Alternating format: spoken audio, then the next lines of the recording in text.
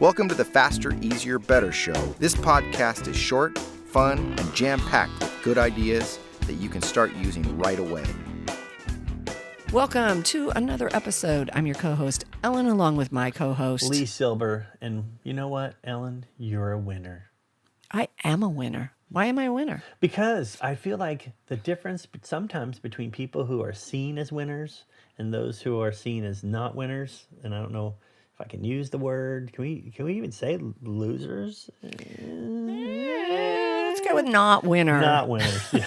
Or not winners. Loser that's judgy. Efficiency. And winners is arbitrary. I mean, you never know what's really going on in their lives. But from the outside looking in, we see that people who are successful and are able to get all the good, important things done and moving ahead in their lives and have balance. I think part of that, that the habit or the trait or the thing that comes to mind is they make a to-do list. It's that simple. I think people without a to-do list and just wing it, I feel like you're letting somebody else determine your day.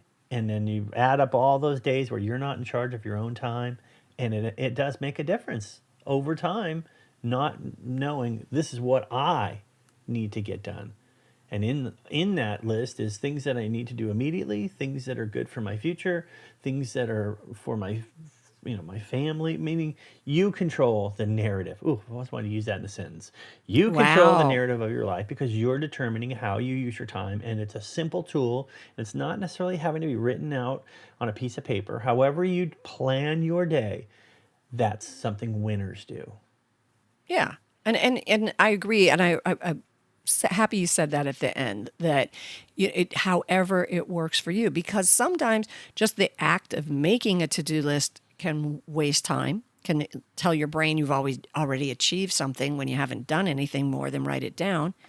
And, it's easy to get lost in putting a whole bunch of things down so you can just enjoy checking them off, which is why sometimes I think the best thing to use for making a to-do list is just a small 3x3 Post-it note and write down the 5 things you need to accomplish that day.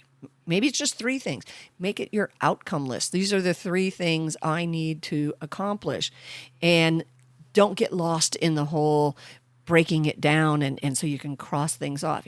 I need to get 2 chapters written by today. And so, hell or high water, they have to get done. And so that's on your outcome list.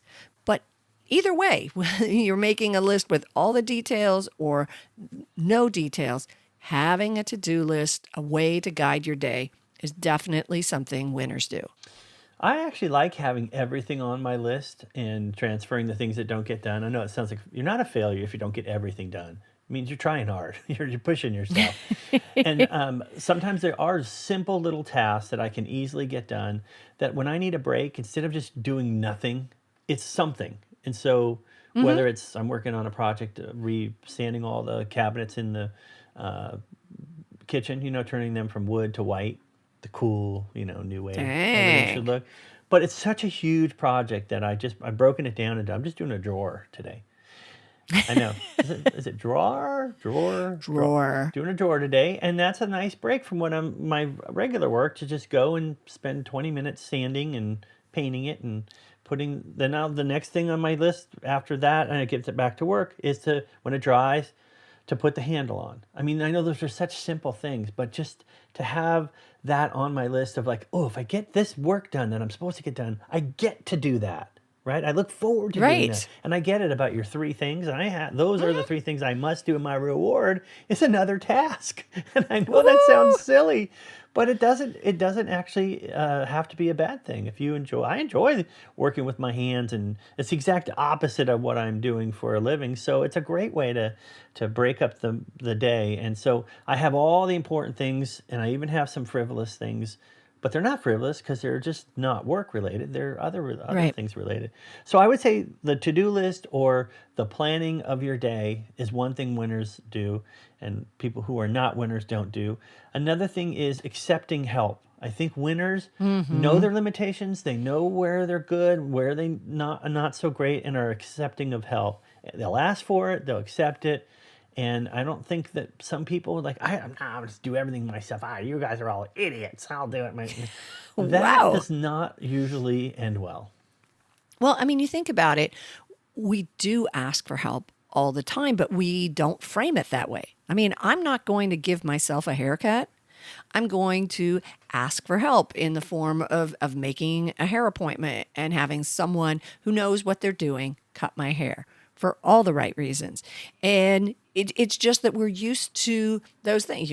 Hey, I'm going to have a plumber come fix the plumbing. I'm asking for help, but we don't see it that way. And so it doesn't transfer into our lives where, like you're talking about, I could use some help with this. We're just not used to having it in that kind of language. I have to ask for help. We ask for help all the time. We pay for people to do stuff. So asking for help shouldn't be outside of our realm of possibilities. Which winners do it. I was going to say, and very quickly, the last thing, the difference between winners and not winners is along those same lines, and that is that, you see a shortcut. And even though in the short term it's a time saver, later it'll cost you money. I'm going to make an illegal U-turn because I need to get where I'm going quickly. That's what a not winner does.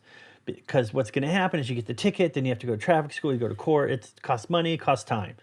The winner will say, I'm going to do it the right way, go around the block. Maybe it's a little longer in the short term, but long term saves me time. So they're long-term thinkers versus short-term immediate gratification people. One quick question.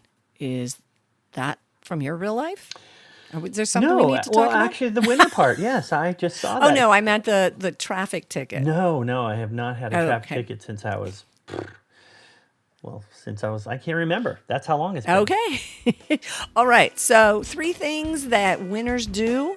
Think about how you can add those into your life if they're not there already. And then be back with us next week for another episode.